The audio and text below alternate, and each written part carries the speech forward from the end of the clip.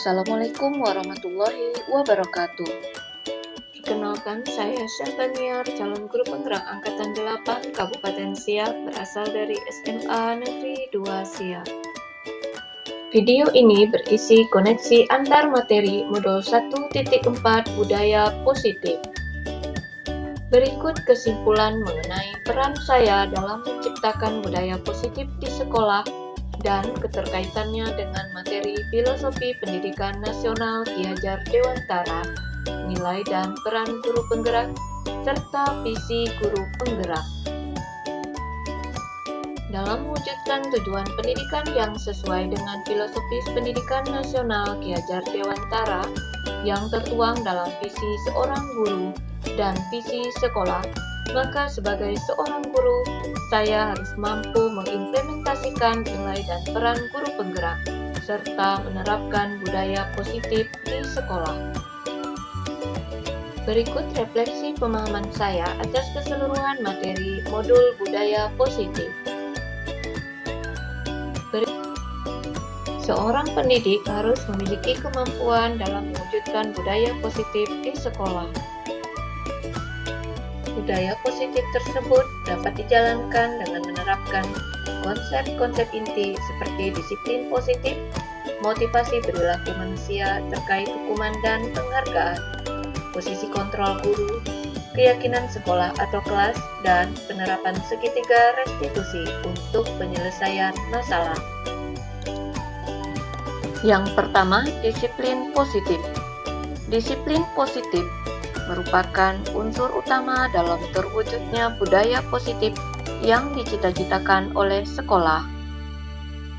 Disiplin positif merupakan disiplin diri yang mengajarkan anak cara mengontrol diri, menguasai diri, dan bertanggung jawab terhadap apa yang dilakukan dengan berdasarkan nilai-nilai kebajikan universal. Disiplin positif juga menanamkan motivasi intrinsik pada murid untuk menggali potensinya dalam mencapai suatu tujuan mulia dengan menjunjung tinggi nilai-nilai kebajikan yang mereka hargai dan bermakna, bukan karena penghargaan atau hukuman. Yang kedua, motivasi perilaku manusia. Terdapat 3 motivasi perilaku manusia, yaitu untuk menghindari ketidaknyamanan atau hukuman, untuk mendapatkan imbalan atau penghargaan dari orang lain, untuk menjadi orang yang mereka inginkan, dan menghargai diri sendiri dengan nilai-nilai yang mereka percaya. Saat guru memahami ketiga motivasi perilaku manusia tersebut, maka guru dapat menentukan motivasi manakah paling banyak mendasari perilaku murid di sekolah. Jika murid memiliki motivasi perilaku untuk menghindari ketidaknyamanan atau hukuman dan untuk mendapatkan imbalan atau penghargaan dari orang lain, maka motivasi yang ada pada diri murid masih berasal dari motivasi eksternal. Sehingga guru berupaya untuk dapat menumbuhkan motivasi internal dalam diri murid agar murid memunculkan pribadi yang menghargai diri sendiri dengan nilai-nilai yang mereka percayai. Sebaiknya, guru menghindari hukuman dan pemberian penghargaan berlebihan untuk meminimalisir motivasi eksternal dalam diri murid. Yang ketiga, keyakinan sekolah atau kelas. Keyakinan merupakan kepercayaan yang tertanam dalam diri yang dipegang teguh dan mampu mengarah kepada tindakan dengan sungguh-sungguh untuk mencapai suatu tujuan. Murid akan lebih tergerak dan bersemangat untuk menjalankan keyakinannya daripada hanya sekedar mengikuti rangkaian peraturan tertulis. Guru berperan dalam mewujudkan terbentuknya keyakinan sekolah atau kelas dengan adanya kesepakatan antara guru dan murid. Keyakinan sekolah atau kelas berupa pernyataan-pernyataan universal yang mudah diingat dan dipahami, serta harus diterapkan di lingkungan sekolah. dengan membuat keyakinan kelas, maka ada nilai-nilai yang diyakini yang akan membuat setiap individu di kelas memiliki motivasi internal. Dengan demikian, setiap individu tidak sekedar menjalankan peraturan, tetapi yakin bahwa apa yang dilakukannya adalah benar untuk keselamatan dan ketercapaian tujuan, sehingga apa yang menjadi tujuan kelas akan tercapai. Yang keempat, kebutuhan dasar manusia. Terdapat 5 kebutuhan dasar manusia, antara lain kebutuhan untuk bertahan hidup, kebutuhan untuk merasa diterima, kebutuhan akan kebebasan, dan kebutuhan akan kesenangan, serta kebutuhan akan penguasaan. Sebagai seorang guru, sangatlah penting untuk mengetahui kebutuhan dasar manusia agar guru dapat memahami alasan di balik sikap dan perilaku mereka yang jika tindakan, sehingga guru dapat melakukan pendekatan disiplin positif untuk bersikap reflektif dalam mengenali kebutuhan-kebutuhan yang berusaha mereka penuhi melalui tindakan mereka. Dengan demikian, guru akan senantiasa membimbing mereka untuk menjadi pribadi yang berdaya, seimbang, dan bahagia. Yang kelima, posisi kontrol. Terdapat 5 posisi kontrol seorang guru, yaitu sebagai penghukum, pembuat merasa bersalah, sebagai teman, sebagai pemantau, dan sebagai manajer. Di antara kelima posisi kontrol tersebut, sebaiknya seorang guru menggunakan posisi kontrol sebagai manajer. Meskipun dalam praktik penerapan disiplin sehari-hari, posisi tersebut dapat kembali ke posisi teman atau pemantau, karena murid yang ditangani belum siap diajak berdiskusi atau diundang melakukan restitusi. Manajer adalah posisi di mana guru berbuat sesuatu bersama dengan murid, mempersilakan murid mempertanggungjawabkan perilakunya, mendukung murid agar dapat menemukan solusi atas permasalahannya sendiri.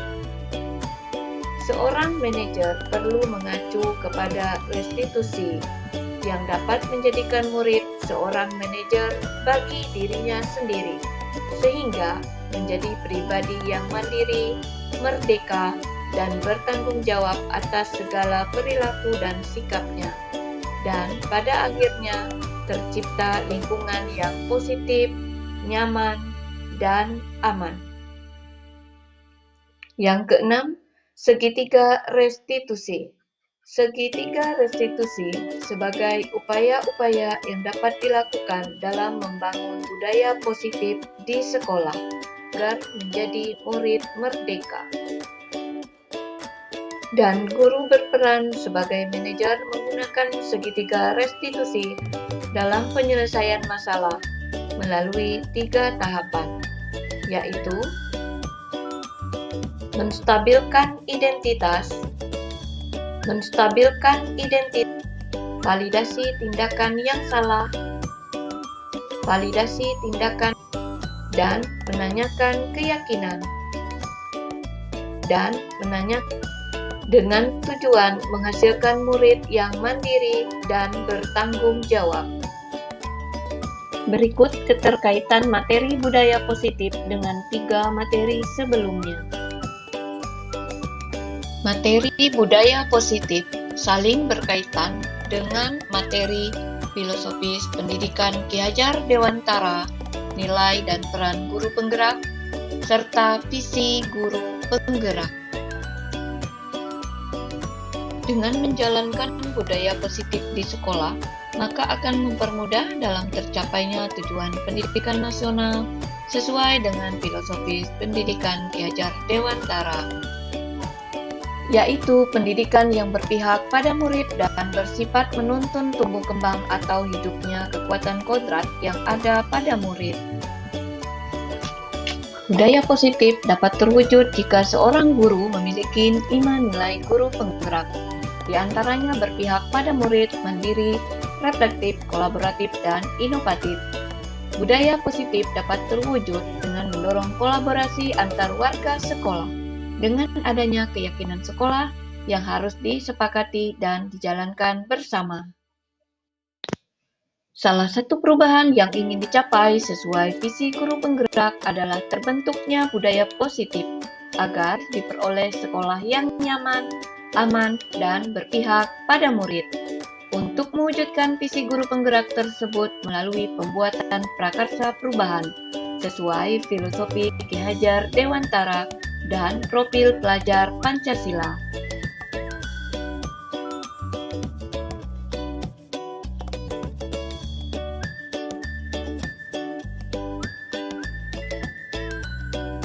Saya sudah memahami konsep-konsep inti dalam modul budaya positif terkait materi disiplin positif, teori kontrol, teori motivasi, hukuman dan penghargaan, kontrol posisi guru, kebutuhan dasar manusia, keyakinan kelas, dan segitiga restitusi.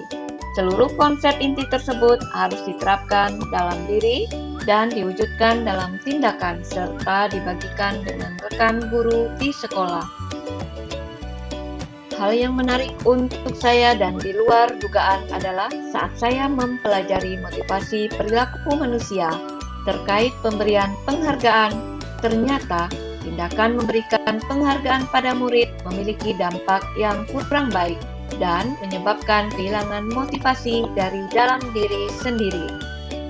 Dampak penghargaan bagi murid diantaranya berpengaruh jangka pendek dan jangka panjang, tidak efektif, dapat merusak hubungan, mengurangi ketepatan, menurunkan kualitas, mematikan kreativitas, dan bernilai sama dengan menghukum.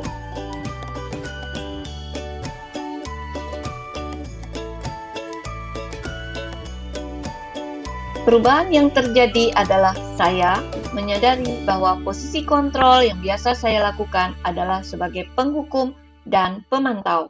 Setelah mempelajari modul budaya positif, saya sudah mulai melakukan perubahan ke posisi kontrol manajer dengan cara menangani masalah menggunakan segitiga restitusi.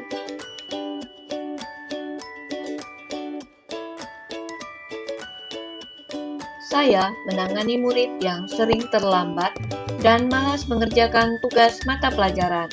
Saya menggunakan langkah-langkah dalam segitiga restitusi, yaitu menstabilkan identitas, validasi tindakan yang salah, dan menanyakan keyakinan.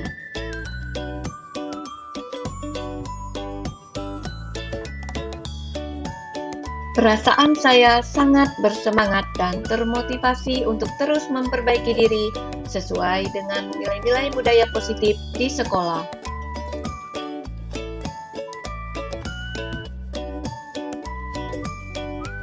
Menurut saya, hal yang sudah baik adalah pada diri murid sudah mulai muncul motivasi internal untuk melaksanakan budaya positif sesuai dengan nilai-nilai kebajikan yang diyakini. Dan yang harus diperbaiki adalah posisi kontrol guru, harus sebagai manajer.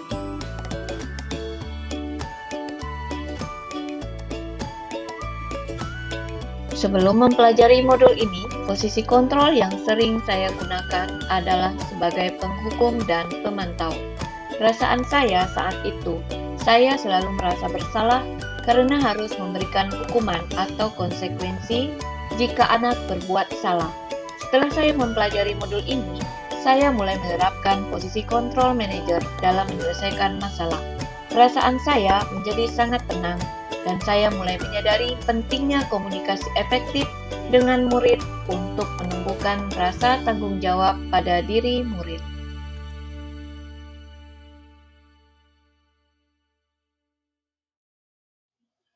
Pernah, namun saya hanya menggunakan 2 tahapan saja.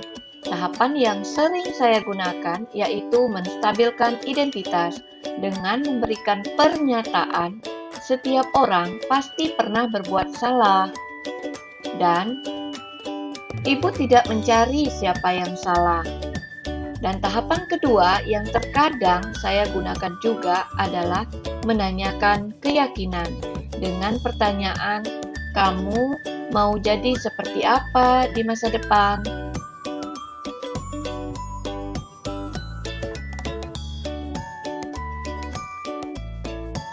Hal lain yang penting menurut saya untuk dipelajari dalam proses menciptakan budaya positif adalah kolaborasi antara sekolah dan orang tua murid, agar budaya positif tidak hanya dilakukan di kelas atau di sekolah saja, namun perlu diterapkan di rumah, sehingga menjadi suatu kebiasaan dan menjadi karakter murid saat berada di lingkungan sekolah ataupun di lingkungan masyarakat.